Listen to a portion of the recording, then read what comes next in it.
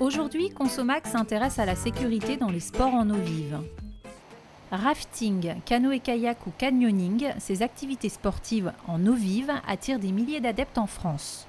Mais attention, les pratiquer nécessite de respecter un certain nombre de consignes de sécurité. Quels sont les dangers et comment éviter l'accident? Voici quelques conseils. Le premier conseil, c'est évidemment de savoir nager et d'être à l'aise parce que l'eau peut avoir de vifs remous. Le deuxième, c'est de mettre les équipements de protection. Alors tout d'abord le gilet de flottabilité qui est obligatoire et qu'on ne doit pas quitter même s'il fait chaud. Le deuxième, c'est le casque qui est obligatoire dès un circuit de difficulté moyenne, mais il est recommandé de le porter tout le temps. En cas de froid vif ou si l'eau est très froide, vous pouvez vous procurer des chaussettes et des gants isothermes.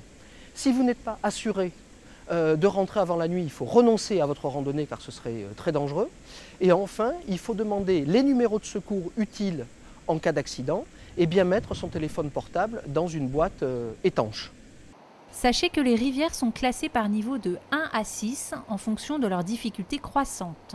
Dans ce type d'activité, la majeure partie des accidents est due à une méconnaissance du terrain et à une surestimation des compétences par les participants.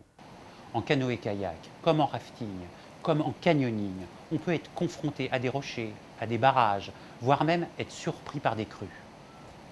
Si vous pratiquez seul, il convient donc de repérer le parcours au préalable, mais également de vous renseigner sur les conditions météorologiques juste avant le départ.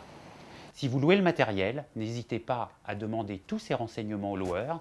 Ils sont censés bien connaître le terrain et être renseignés sur la météo du jour. N'oubliez pas, le port du gilet de flottabilité est obligatoire. Les rivières sont classées par niveau de difficulté. Renseignez-vous sur les conditions météorologiques avant de partir. Pour revoir l'émission préparée avec l'association Force Ouvrière Consommateurs, rendez-vous sur conso.net.